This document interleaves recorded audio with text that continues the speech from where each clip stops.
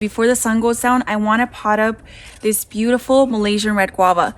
I'm going to put it on this portion of the garden right next to my tropic pink guava.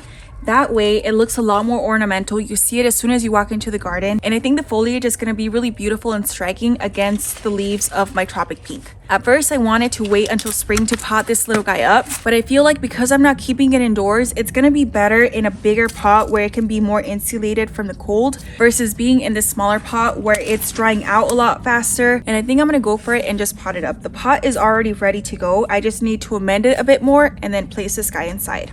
So this is what the fruit will look like. It's really pretty. I already removed my drip line, so the first thing to do is to remove all this mulch.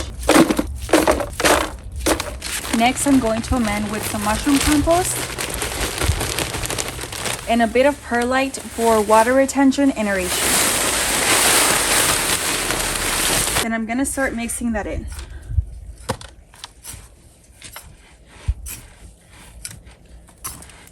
The reason I'm adding more compost is because I recently grew something in here. I think it might have been flowers. It didn't stay in there for too long, but I want to make sure that I replenish the soil of nutrients that might have been used up by other plants. And that looks really nice and lovely. So the next thing I'm going to do is make room for my plant.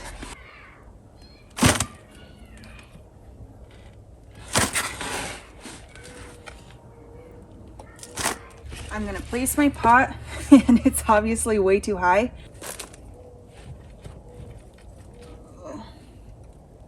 I'm going to go ahead and take a look at the roots of this tree, just so I know what I'm working with, because if a lot of the soil falls out, I might not need to remove as much from the pot I'm going to transplant it into. So first I'm going to remove the stake, and I always keep these to use in my garden. A free stake, baby! Because of the way it was staked, this tree can't even support itself. That's why whenever I transplant them, I always add the stakes to the sides. That way it can help keep this trunk up, but at the same time, it's going to allow it to move from side to side so that it can thicken over time. Oh, no. Jeez. So around the roots, I'm going to add some mycorrhizae. It has some pretty good roots going on already, but we're still going to give it a bit more help. I'm also going to add some into the hole. I'm going to try and center it as much as possible, and then I can always rotate the pot to have it face the way I want. So first I'm going to spread some worm castings around the roots.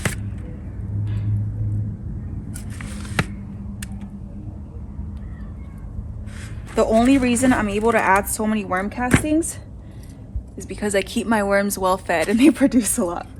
Okay, so I think right there is good enough. And then I'm going to start backfilling with this soil right here.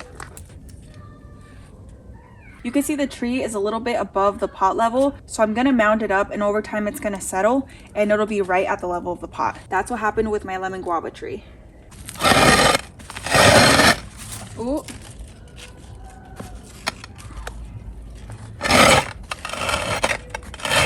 Now in order to fix this, I'm going to add 2 stakes on the side. When adding the stakes, I'm going to place them at an angle, going like that, and another on this side, like that, forming a V. And then I'm going to take some stretchy tie tape. I'm going to position my tree wherever I want it. I wrap the tie tape and give it one twist, and then I pull this way. Just like that. Now in this case, I might need to add a 3rd stake back here just because this tree has no stability whatsoever. This stake was doing all the work, so this trunk needs to get stronger over time. I'm not going to double knot it until I'm happy with the position. So then, a little bit lower, I'm going to grab it and pull it this way as well.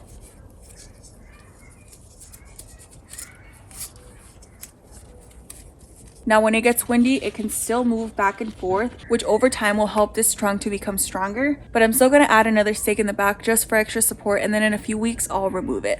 Right over here. And then I'm going to do this.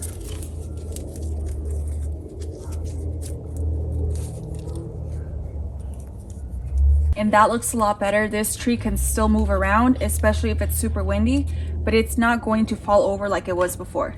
So then the last thing to do is to mulch it and water it in.